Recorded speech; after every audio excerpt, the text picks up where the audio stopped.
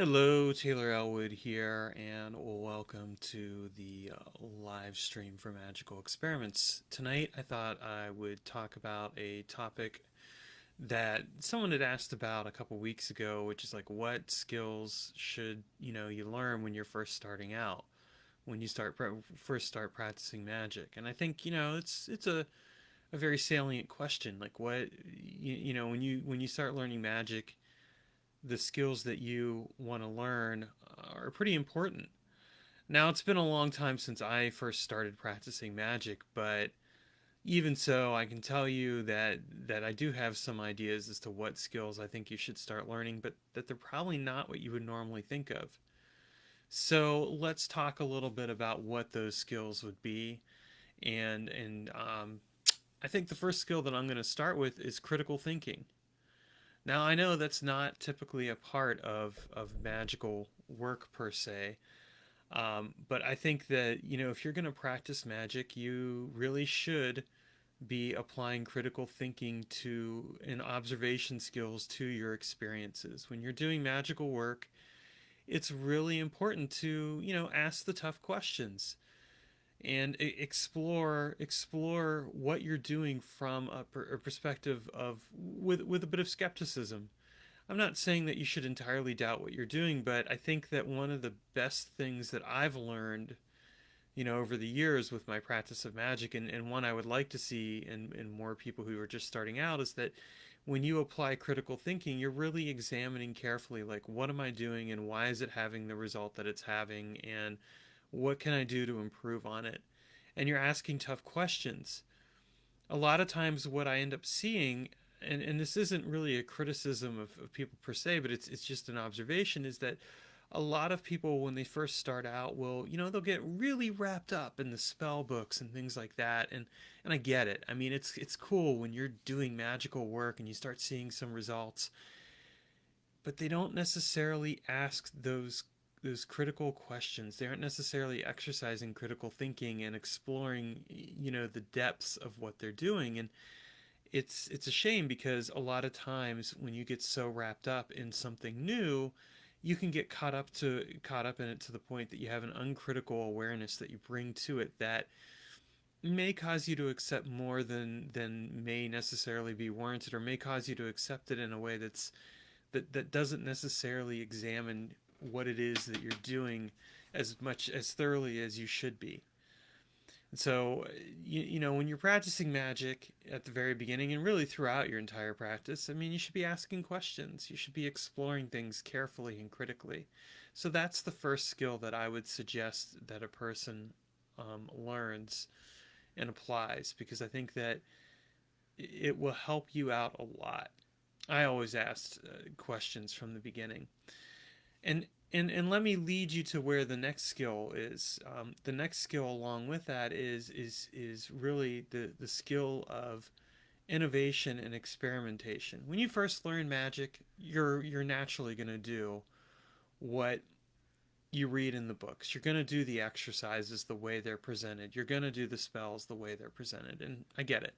It's when you're first learning this stuff, it's useful to do that. But I think as you get a little bit more experience under your belt, that's where you begin to exercise that critical thinking and start experimenting.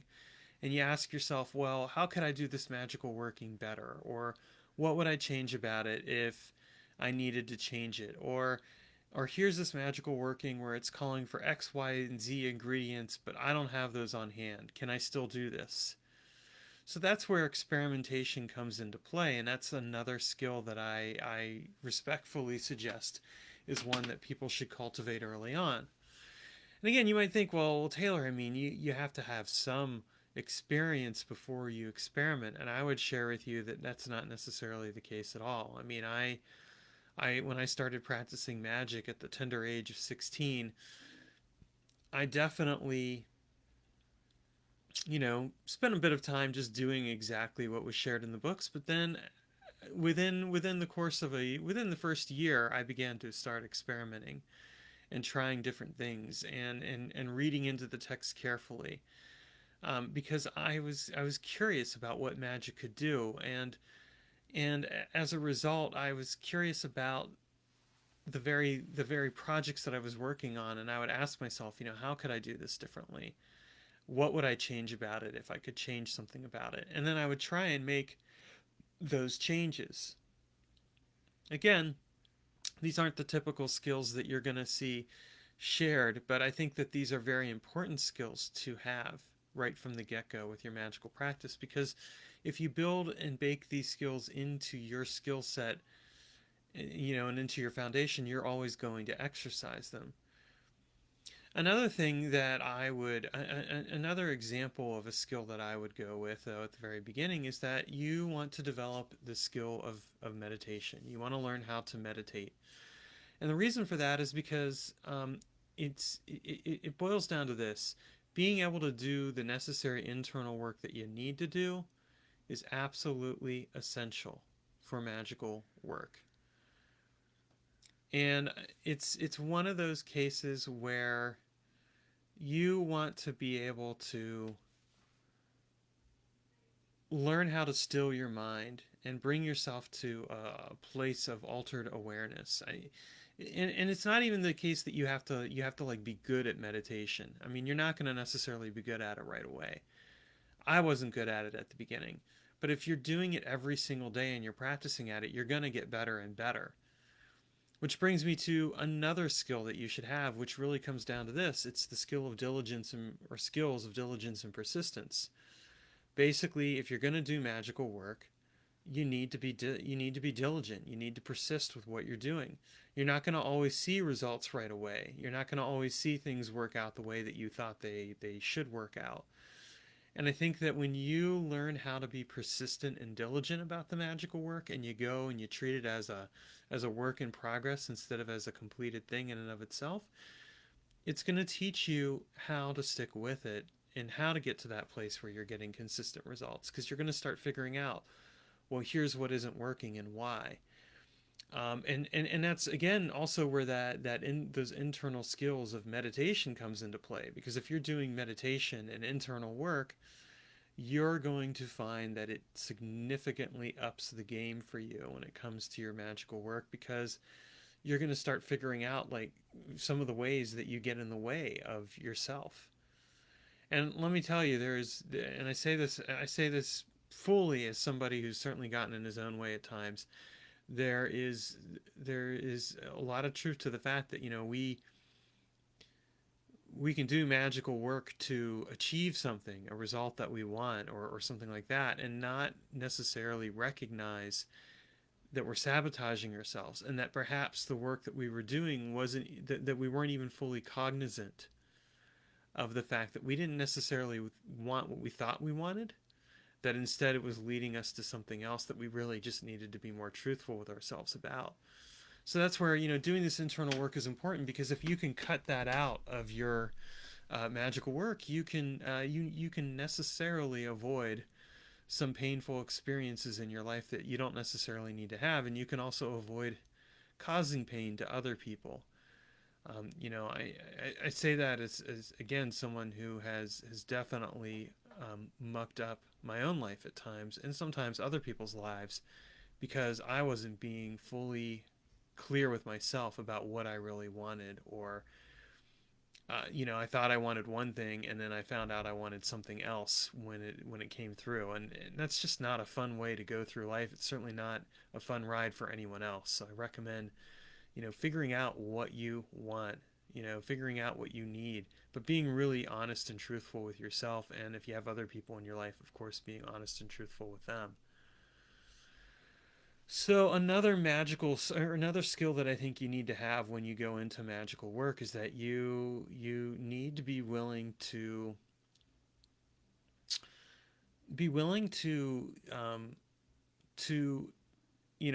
take things apart, take apart the different steps that you have, and put them together differently than you would otherwise. When you look at a magical working, you're going to see that things are organized a certain way. And again, this kind of goes back to that critical thinking skill that I talked about earlier. You probably see how all this is interwoven together. Well, I mean, when you're going to be doing magical work, you necessarily need to see you know, are the steps that are shared, can they be done differently? Can I pull it apart and can I put it back together again and do it in a different way? Let me give you an example of that. Let's say you're doing an invocation or an evocation of a spirit. You know, if you look, there are tons of different books out there on how to work with spirits, and what one book says is not going to necessarily be the same as another. So that's where you want to examine and test, you know, your own perspectives on the matter, and ask yourself what you're going to do differently, and you know, if you're going to change the steps or if you're going to go along with what's shared in one thing. So you know, for a good example would be like the grimoires that you sometimes see put out there.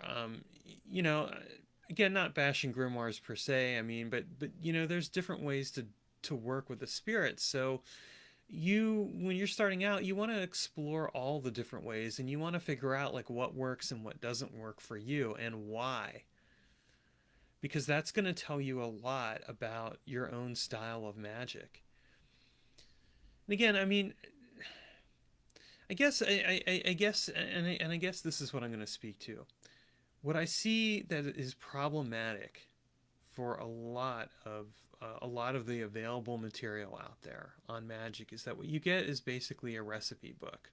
A lot of times, you know, you have these instructions that say, you know, do this, do that, light this candle, say these words, etc. And what you don't always see is why. You don't see an exploration of why that is.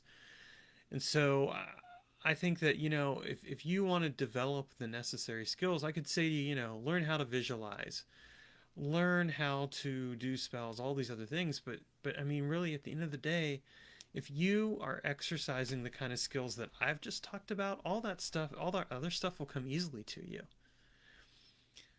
And I think a lot of times, you know, what we see is we don't see that. We see these recipe books where people just follow them slavishly, and they don't necessarily examine or critically question why they're doing what they're doing, or what doing what they're doing will actually, how it'll actually benefit them.